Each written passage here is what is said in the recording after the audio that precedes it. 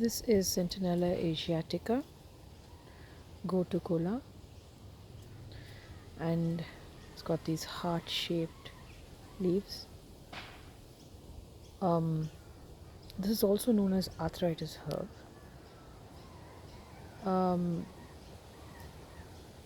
It's also good for the brain.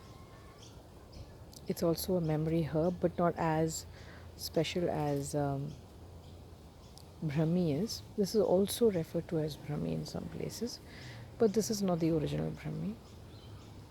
But this is equally good. So if you have this plant, it's good enough for you. You don't need to go hunting for Brahmi.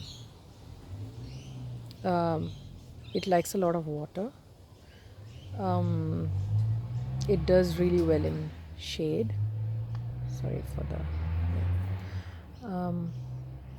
It's got these long stalks.